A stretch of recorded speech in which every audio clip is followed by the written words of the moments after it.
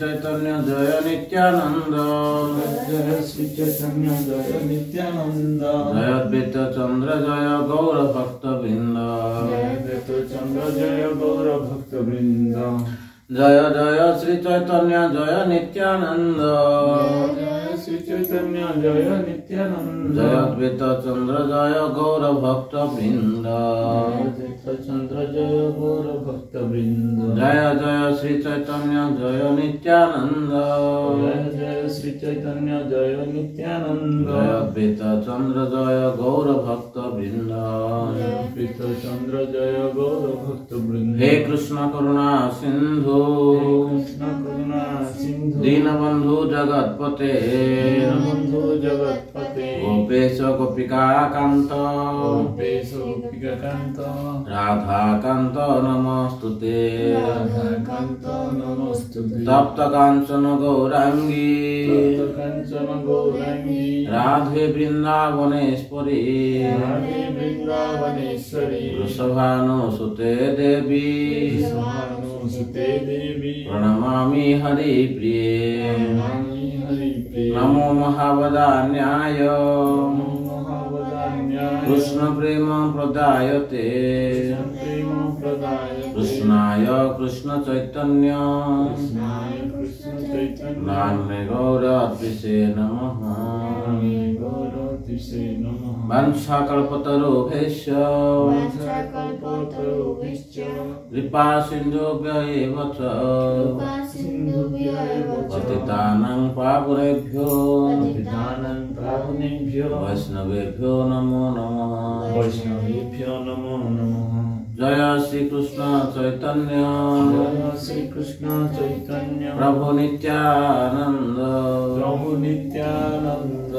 श्री अद्वैत गदाधर श्री अद्वैत गदाधर श्रीवासादि गौर भक्त वृंद शिवासादि गौर भक्त वृंद हरे कृष्ण हरे कृष्ण हरे कृष्ण कृष्ण कृष्ण हरे हरे कृष्ण कृष्ण हरे हरे हरे राम हरे राम हरे राम हरे राम राम राम हरे हरे राम हरे हरे कृष्ण हरे कृष्ण कृष्ण हरे कृष्ण कृष्ण कृष्ण हरे हरे कृष्ण हरे हरे हरे राम हरे राम राम हरे राम राम राम हरे हरे राम हरे हरे कृष्ण हरे कृष्ण कृष्ण हरे कृष्ण कृष्ण कृष्ण हरे हरे कृष्ण कृष्ण हरे हरे राम हरे राम हरे राम हरे राम राम राम हरे हरे राम राम हरे हरे तो काली आमर नित्यानंद भगवान बाल्य लीला आलोचना होतुला नित्यानंद भगवान एकचक्र नामक ग्राम जन्म ग्रहण करते आविर्भाव जन्म तो कहा आविर्भाव आविर्भाव होते तो बाल्य लीला आप काली शुणिले केमी श्रीकृष्ण लीला व्यतीत आ कि लीला से करुनते हाँ भगवान जिते सब लीला सांग मान सब करते राम रामचंद्र लीला कृष्ण लीला बामन अवतार लीला हाँ जिते सब लीला सब करते से बड़ हेले 11-12 वर्ष हेले जमी भगवान चैतन्य महाप्रभु घर जो अतिथि आसते आम शुणिले आगु सेमती नित्यानंद प्रभु घर अतिथि आसते ब्राह्मण अतिथि वैष्णव अतिथि बापा किए हाड़ई पंडित पद्मावती पद्मावती दुजन जाक बहुत खुशी हेले प्रसन्न हेले बहुत सुंदर सेवा कले सेवा कला से कौन कले ना घरे रहिले राति रहिले प्रसाद व्यवस्था कले रहा व्यवस्था कले सब कले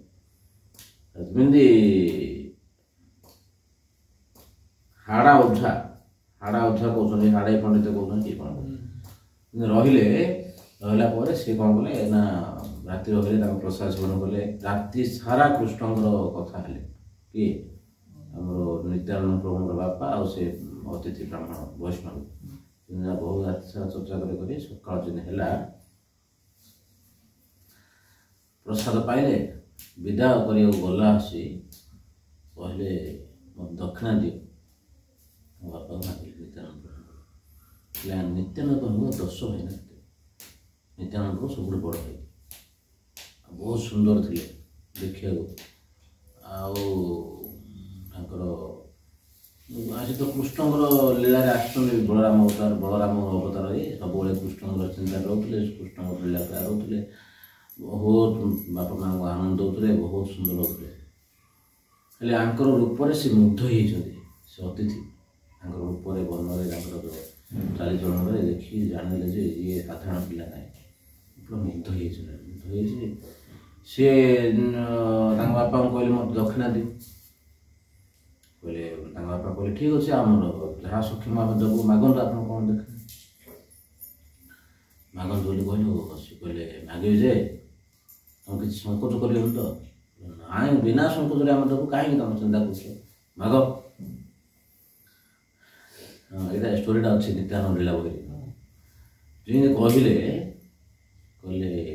ମୁଁ ଯେଉଁ ବର୍ତ୍ତମାନ ତୀର୍ଥ ପର୍ଯ୍ୟଟନ କରୁଛି ଚାରିଆଡ଼େ ବୁଲି ବୁଲିକିରି ମୋତେ ଏକଲା ଲାଗୁଛି, ମୋତେ ଗୋଟେ ସାଥୀ ଦରକାର। ସାଥୀ ଦରକାର, କ'ଣ ସାଥୀ ଦରକାର ନା କିଏ ନା ତମ ବଡ଼ ପୁଅଟା ଦରକାର। ସେମିତି କହିଦେଲେ ସିଏ ପୁରା ଯଦି ଦଶରଥ ଭଗବାନ ଦଶରଥ କିଏ ଯେ ବିଶ୍ୱାମିତ୍ର ଯାଇଥିଲେ ମାଗିବା ପାଇଁ କାହାକୁ?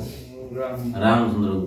ବୋଲେ ଆମର ସେଇ ଯଜ୍ଞରେ ହୋମରେ ବଡ଼ ବାଧା ବିଘ୍ନ ହେଉଛି, ତାଡ଼କା ନାମକ ଗୋଟେ ଅସୁରୁଣୀ ଆସିକିରି ଆମର ସେ ଇଏରେ ଯଜ୍ଞରେ ସବୁ ହାଡ଼ ସେଇଟା ନାହିଁ, ତାଡ଼କା ଅସୁରୁଣୀ ଗୋଟେ ଅଛି, ତାପରେ ଆଉ ଗୋଟେ ସୁବାହୁ ମାରିଛି ସେମାନେ ଆସିକି ସେମାନେ ନା ପକେଇ ଦେଉଥିଲେ, ହାଡ଼ ରକ୍ତ ସବୁ ପକେଇ ଦେଉଥିଲେ, ଯଜ୍ଞ ବିଧ୍ୱଂସ କରୁଥିଲେ।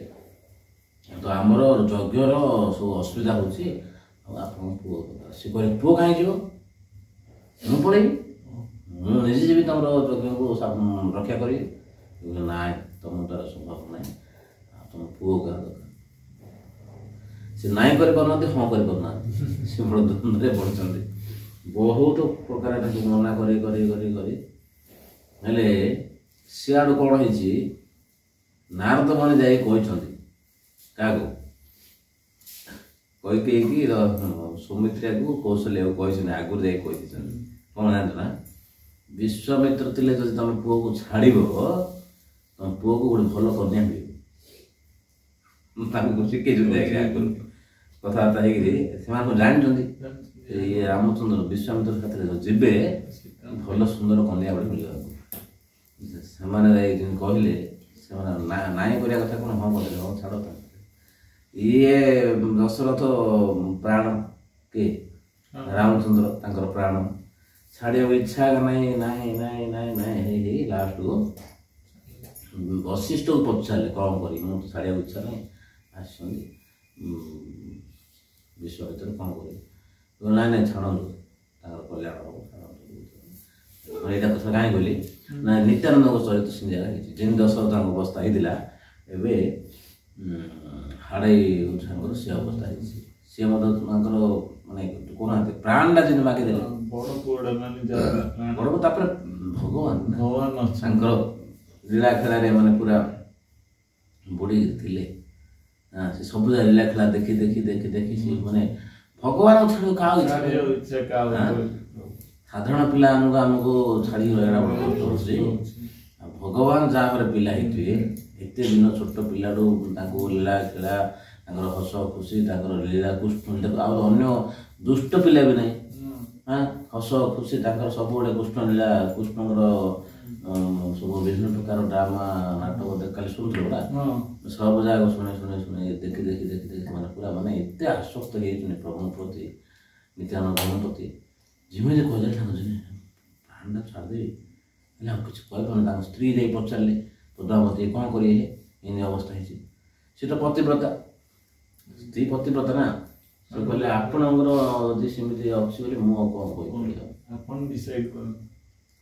ଆପଣ ଯଦି ଦେବାକୁ ହଁ କରିଛନ୍ତି, ଦେବୀରେ ହଁ କରିଛନ୍ତି, ତ ଦେବାକୁ ପଡ଼ିବ। ହେଲେ ଇଚ୍ଛା ବିଲକୁଲ 1% ମଧ୍ୟ ଇଚ୍ଛା ନଥିଲା। ମାନେ ଠିକ୍ ଅଛି, ଆପଣ ମାଗିଲେଣି ଦକ୍ଷିଣା ହେଲେ ଦେଲେ, କଲ୍ୟାଣ ହଁ ଏମିତି ଅବସ୍ଥାରେ ସେ ନାଇଁ କରିବା ମଧ୍ୟ ଉପାୟ ନାହିଁ।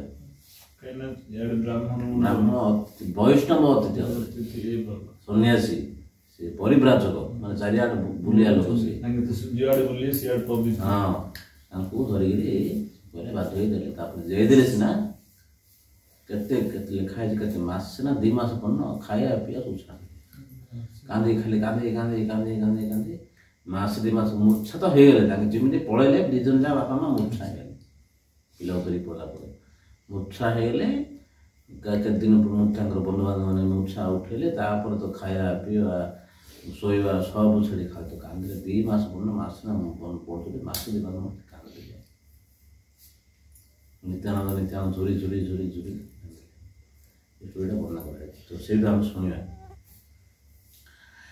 ଏହେନା ମତେ 12 ବର୍ଷର ଥାକି ଘରେ ନିତ୍ୟାନନ୍ଦ ଚଳିଲେ ନ ତୀର୍ଥ ପରିବାର ତାଙ୍କୁ ଧରିକି ତୀର୍ଥ କରିବାକୁ ବୁଲିଲେ। ସେ ସନ୍ନ୍ୟାସୀ ତୀର୍ଥଯାତ୍ରା କରିଲେ ନ 20 ବର୍ଷର ତବେ ଶେଷେ ଆଇଲେ ନ ଚୈତନ୍ୟ ଗୋଚର। ଚାରିଆଡ଼େ ବୁଲି ଶେଷକୁ ନଦିଆ ନବଦ୍ୱୀପ ଆସିଲେ। ନିତ୍ୟାନନ୍ଦ ତୀର୍ଥଯାତ୍ରା ସୁନ ଆଦି ଖଣ୍ଡେ ଯେ ପ୍ରଭୁରେ ନିନ୍ଦେ ଦୁଷ୍ଟ ପାପିଷ୍ଟ ପାଷଣ୍ଡେ। ଯେ ପ୍ରଭୁ କରିଲା ସର୍ବ ଜଗତ ଉଦ୍ଧାର କରୁଣା ସମୁଦ୍ର ଯାହା ବହି ନାହିଁ ଆର। ଯାହାର କୃପାୟ ଜାନେ ଚୈତନ୍ୟର ତତ୍ତ୍ୱ ଯେ ପ୍ରଭୁରେ ଦ୍ୱାରେ ବ୍ୟକ୍ତ ଚୈତନ୍ୟ ମହତ। ଯାହାଙ୍କର କୃପା ହେଲେ ଚୈତନ୍ୟ ମହାପ୍ରଭୁଙ୍କର ତତ୍ତ୍ୱକୁ ବୁଝିପାରିବ। ବୁଝିପାରିଲ ନିତ୍ୟାନନ୍ଦ ପ୍ରଭୁଙ୍କର। ଶୁନ ଶ୍ରୀ ଚୈତନ୍ୟ ପ୍ରିୟ ତମେର କଥନ ଯେନ ମତେ କରିଲା ତୀର୍ଥ ମଣ୍ଡଳୀ ଭ୍ରମଣ। ତାପରେ ଆରମ୍ଭ କଲେ କୋଉ ଜାଗା କଲେ ଶୁଣ। ପ୍ରଥମେ ତୋଳିଲା ପ୍ରଭୁ ତୀର୍ଥ ବକ୍ରେଶ୍ୱର ତବେ ବୈଦ୍ୟନାଥ ବନେ ଗେଲା ଏକ ସ୍ୱରମ୍। ଗୟା ଗୟା କାଶୀ ଗିଲା ଶିବ ରାଜଧାନୀ କାଶୀ ଶିବଙ୍କର ଜହିଁ ଧାରା ବହେ ଗଙ୍ଗା ଉତ୍ତର ବାହିନୀ। ଗଙ୍ଗା ଦେଖି ବଡ଼ ଖୁସି ନିତ୍ୟାନନ୍ଦ ରାୟ ସ୍ନାନ করে ପାନ করে ଆରତି ନାହିଁ ଯାୟ। ପ୍ରୟାଗ କରିଲା ମାଘ ମାସେ ପ୍ରାତ ସ୍ନାନ ତବେ ମଥୁରାୟ ଗେଲା ପୁନର୍ଜନ୍ମ ସ୍ଥାନ। ମଥୁରା ବଳରାମ ହେଇଥିଲେ ଗଲା ଜନ୍ମରେ ସେଠି ଗଲେ। ଯମୁନା ବିଶ୍ରାମ ଖାଟେ କରି ଜଳ କେଳି ଗୋବର୍ଦ୍ଧନ ପର୍ବତେ ବୁଲିନ କୁଟୁହଳି। ଗିରି ଗୋବର୍ଦ୍ଧନ ଶ୍ରୀ ବୃନ୍ଦାବନ ଆଦି ଯତ 12 ବନ ଏକେ ଏକେ ପ୍ରଭୁ ସବ କରେନ ଭ୍ରମଣ। ଗୋକୁଳ ନଗରେ ଘର ବସତି ଦେଖିଆ ଗୋକୁଳେ ନନ୍ଦୀର ଘର ବସତି ଦେଖିଆ ବିସ୍ତର ରୋଦନ ପ୍ରଭୁ କରିଲା ବସିଆ। ନନ୍ଦ ମହାରାଜଙ୍କ ଘର ଦେଖିଲା ଗୋକୁଳ ଯାଇକିରି ବୃନ୍ଦାବନ ତାଙ୍କ ଘର ଦେଖି ଖାଲି କାନ୍ଦିଲି ମନ ପକେଇକିରି। ତବେ ପ୍ରଭୁ ମଦନ ଗୋପାଳ ନମସ୍କରି ଚଲିଲା ହସ୍ତିନାପୁର ପାଣ୍ଡବେର ପୁରୀ ଦ୍ୱାରିକା କୋଡ଼ିରେ ବୃନ୍ଦାବନ ଦେଇକିରି ଦିଲ୍ଲୀ ହସ୍ତିନାପୁର ସେଠି ଗଲେ। ସେଠି ଦେଖିଲେ ପାଣ୍ଡବମାନଙ୍କର ନଗରୀ। ଭକ୍ତ ସ୍ଥାନ ଦେଖି ପ୍ରଭୁ କରେ ନ କ୍ରନ୍ଦନ ନା ବୁଝେ ତୀର୍ଥିକ ଭକ୍ତି ଶୂନ୍ୟର କାରଣ। ଲୋକମାନେ କିଛି ବୁଝିପାରୁନାହାନ୍ତି ଆଗେ କାନ୍ଦୁଛନ୍ତି ସେଟା ଦେଖିକି। ବଳରାମ କୀର୍ତ୍ତି ଦେଖି ହସ୍ତିନା ନଗରେ ତ୍ରାହି ହଳଧର ବୋଲି ନମସ୍କାର କରେ। ସେ ନିଜେ ହଳଧର ବଳ ନିତ୍ୟାନନ୍ଦ କିନ୍ତୁ ତ୍ରାହି ହଳଧର ବୋଲି ଲାଗୁଛନ୍ତି। ତବେ ଦ୍ୱାରକାର ଆଇଲେ ନ ନିତ୍ୟାନନ୍ଦ ସମୁଦ୍ରେ ଦେ କରିଲା ସ୍ନାନ ହଇଲା ଆନନ୍ଦ। ତାପରେ ଦ୍ୱାରିକା ଗଲେ। ସିଦ୍ଧପୁର ଗେଲା ଯଥା କପିଳେର ସ୍ଥାନେ ମତ୍ସ୍ୟ ତୀର୍ଥେ ମହୋତ୍ସବେ କରିଲା ଅନ୍ନଦାନେ। କପିଳ ମୁନି ଭଗବାନ ସିଦ୍ଧ ସେଠି ଗଲେ ଯୋଡ଼ିଥିଲେ। ଶିବ କାଞ୍ଚି ବିଷ୍ଣୁ କାଞ୍ଚି ଗେଲା ନିତ୍ୟାନନ୍ଦ ଦେଖି ହାସେ 2 ଗଣେ ମହାବନ୍ଦ। କୁରୁକ୍ଷେତ୍ରେ ପୃଥୁଦକେ ବିନ୍ଦୁ ସରୋବରେ ପ୍ରଭାସେ ଗେଲେନ ସୁଦର୍ଶନ ତୀର୍ଥ ବରେ। ତୀର୍ଥକୂପ ମହାତୀର୍ଥ ଗେଲେନ ବିଶାଲା ତବେ ବ୍ରହ୍ମକ୍ଷେତ୍ର ଚକ୍ର ତୀର୍ଥେର ଚଲିଲା। ପ୍ରତିଶ୍ରୋତା ଗେଲା प्रीति श्रोता गेला যথা প্রাচী सरस्वती নৈমিষ্যারণ্যে তবে গেলা মহামতি নৈমিষ্যারণ্য গলে তবে গেলা নিত্যানন্দ অযোধ্যা নগর রাম জন্মভূমি দেখি কান্দিলা বিস্তর রামচন্দ্র জন্মভূমি দেখিলা ভগবান রামচন্দ্র জন্ম হয়েছে দেখি কান্দিବାକୁ ଲାଗିଲେ তবে গেলা গুহুক চণ্ডাଳ রাজা যথা মহামূর্ଚ୍ଛା ନିତ୍ୟାନନ୍ଦ ପାଇତେନ ତଥା ଗୁହୁକ ଚଣ୍ଡାଳ ରାଜା ସେ ଦେଖି ମୂର୍ଚ୍ଛା ହେଇଗଲେ ଗୁହୁକ ଚଣ୍ଡାଳ ମାତ୍ର ହଇଲ ସ୍ମରଣ 3 ଦିନ ଆସିଲା ଆନନ୍ଦେ ଅଚେତନ ଗୁହୁକ ଚଣ୍ଡାଳ କଥା ପଢି ଶୁଣିକିରି ସେଠି 3 ଦିନ ଅଚେତ ହେଇ ପଡିଗଲେ ନିତ୍ୟାନନ୍ଦ जे जे बने आछिला ठाकुर रामचंद्र देखिया विरहे गड़ी जाय नित्यानंद जो जो बन रे भगवान रामचंद्र जाइतिले से जागा देखि जाइगिरी विरह कांदी कांदी गड़िले तबे गेला सरसु कौशकी करी स्नान तबे गेला पोलस्त आश्रम पुण्य स्थान गोमती गंडुकी श्रोण तीर्थे स्नान करी तबे गेला सह महेश पर्वत चूड़ परी महेश पर्वत गले परशुराम रे तथा करी नमस्कार तबे गेला गंगा जन्मभूमि हरिद्वार गले पंपा भागीरथी गेला सप्त गोदावरी विद्या तीर्थे विपासाय गर्जन आचरी कार्तिक देखिया नित्यानंद महामती श्री पर्वत गेला तथा महेश पार्वती श्री पर्वत गले जोड़े महेश पार्वती गले ब्राह्मण ब्राह्मणी रूपे महेश पार्वती सही श्री पर्वते दुहे करे न बसती श्री पर्वती रे भगवान शिव और माता पार्वती ब्राह्मण वेश रोचुंदी एबे भी रोचुंदी सेठी गले निज इष्ट देव चिन्हिले न दुई जन बदूत रूपे करे तीर्थ पर्यटन हले भगवान शिवंकर इष्ट होचुनी के नित्यानंद तांकर इष्ट जानिदे देखिदे चिन्ह पहिले परम संतोष दुहे अतिथि देखिया पाक करिले न देवी हरषित होइया दिन अतिथि घर इष्ट आछुंदी हमर रोषे कले प्रसाद पाया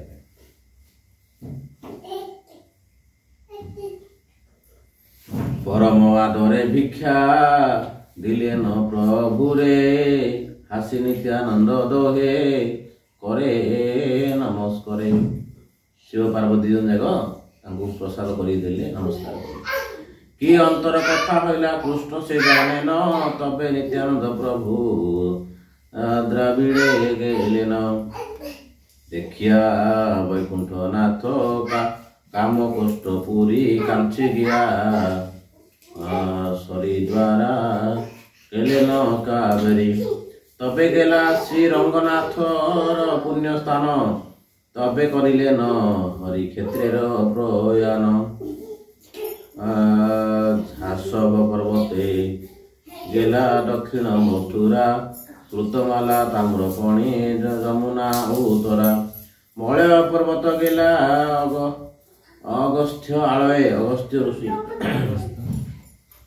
ताहारा ओ दुष्ट हेला देखि महाशय ता सबार तिथि होइला नित्यानंद बदरिकाश्रम समय गेला परम आनंद अतदिन नर नारायण रे आश्रमे आछिले न नित्यानंद परम निर्जने तबे नित्यानंद गेला व्यासेर आलये व्यास चिन्हिले न बल राम महाशय व्यास आलय गले व्यास तो जोड़ साक्षात होइया व्यास तिथ्य करिला प्रभु व्यासरे दंड प्रणत होइला प्रभु दंड व्यास प्रणाम कले तबे नित्यानंद गेला बौद्धेर भवन देखिले न प्रभु बसी आछेन बौद्ध गण बौद्ध दूर बौद्ध आश्रम गले जिज्ञासन प्रभु केह उत्तर ना करे क्रुद्ध होई प्रभु लाथी मारी गिले न शिरे ତାଙ୍କୁ ଯେଉଁ ବସିଥିଲେ ବୌଦ୍ଧ ଲୋକ ଯାକ ତାଙ୍କୁ ପଚାରିଲେ କୋଉଠି କ'ଣ କରୁଛ କ'ଣ ଖବର ସବୁ ପଚାରୁଛନ୍ତି, କିଛି କହୁନାହିଁ କିଛି ରାଗିଗଲେ ନିତ୍ୟାନନ୍ଦ, ମୁଣ୍ଡୁ ପିଟିଲେ ଧରିକି। ପଳାଇର ବୌଦ୍ଧ ଗଣ ହାସିଆ ବନେ ଭ୍ରମେ ନିତ୍ୟାନନ୍ଦ ନିର୍ଭୟ ହଇଆ। তবে প্রভু আইলেন কন্যকা নগর, দুর্গা দেবী দেখি গেলা দক্ষিণ সাগর। তবে নিত্যানন্দ গেলা শ্রী অনন্তপুরে, তবে গেলা পঞ্চ অপ্সরার সরোবরে। গোকর্ণাক্ষ গেলা প্রভু শিবের মন্দিরে কেবলে ত্রৈগণ্যকে বুলে ঘরে। দোপাইনি আর্য দেখি নিত্যানন্দ রায়, নির্বন্ধ্য পয়সী তাপ্তি ভ্রমে লীলায়। রেবা মার মহাস্বতীপুরী মল্ল তীর্থে গেলা, সুপারক দিয়া প্রভু প্রতিটি চলিলা। এই মত বয় পরমানন্দ রায়, ভ্রমে নিত্যানন্দ বয় নাহিক কাহায়। নিরন্তর কৃষ্ণাবেশে শরীর বস, ক্ষণ কান্দে ক্ষণ হাসে কে বুঝে সে রস। এই মত নিত্যানন্দ প্রভুর ভ্রমণ, দৈবে মাধবেন্দ্র সহ হইল পর দর্শন। এমনি ବୁଲି ସେସବୁ ନିତ୍ୟାନନ୍ଦଙ୍କର ଭେଟ ହେଲା କୋଉଠି? ମାଧବେନ୍ଦ୍ର ପୁରୀ। କିଏ ଜାଣିଛ? ଚୈତନ୍ୟ ମହାପ୍ରଭୁଙ୍କର ଗୁରୁଙ୍କର ଗୁରୁ। ଚୈତନ୍ୟ ମହାପ୍ରଭୁ ଗୁରୁ ହଉଛନ୍ତି କିଏ? ଈଶ୍ୱର ପୁରୀଙ୍କର ଗୁରୁ ହଉଛନ୍ତି ମାଧବେନ୍ଦ୍ର ପୁରୀ। ତାଙ୍କୁ ଭେଟିଲେ। ମାଧବେନ୍ଦ୍ର ପୁରୀ ପ୍ରେମମୟ କଳେବର, ପ୍ରେମମୟ ଯତ ସବ ସଙ୍ଗେ ଅନୁଚର। ତାଙ୍କର କଳେବର, ତାଙ୍କର ଦେହ ପୁରା ପ୍ରେମରେ ସବୁବେଳେ ମାଧବେନ୍ଦ୍ର କୃଷ୍ଣ ପ୍ରେମରେ। କୃଷ୍ଣ ରସ ବିନୁ ଆର ନାହିକ ଆହାର, ମାଧବେନ୍ଦ୍ର ପୁରୀ ଯେ ହେ କୃଷ୍ଣର ବିହାର। ସେ ସବୁବେଳେ କୃଷ୍ଣ ରସ ଏକା ପାନ କରୁଛନ୍ତି, କୃଷ୍ଣ ରସ ପାନ ଛାଡ଼ିକି ଆଉ କିଛି ପାନ କରୁନଥିଲେ। ଆଉ କୃଷ୍ଣଙ୍କର ମାଧବେନ୍ଦ୍ର ପୁରୀଙ୍କର ଦେହରେ କୃଷ୍ଣ ସବୁବେଳେ ବାସ କରୁଥିଲେ, ବିହାର କରୁଥିଲେ। ଯାର ଶିଷ୍ୟ ପ୍ରଭୁ ଆଚାର୍ଯ୍ୟ ବର ଗୋସାଇଁ, କି କରିବ ଆର ତାର ପ୍ରେମର ବଢ଼ାଇ। ମାଧବ ପୁରୀରେ ଦେଖିଲେ ନ ନିତ୍ୟାନନ୍ଦ, କ୍ଷଣ ତତ୍କ୍ଷଣେ ପ୍ରେମେ ମୂର୍ଚ୍ଛା ହଇଲା ନିଷ୍ପଦ। ମାଧବେନ୍ଦ୍ର ପୁରୀ କିଛି ଦେଖିଦେଲେ ନିତ୍ୟାନନ୍ଦ, ସାଙ୍ଗେ ସାଙ୍ଗେ ମୂର୍ଚ୍ଛା ହେଇଗଲେ। ସେ ପ୍ରେମର ଶରୀର, ଇଏ ପ୍ରେମର ଶରୀର, ମୂର୍ଚ୍ଛା ହେଇଗଲେ।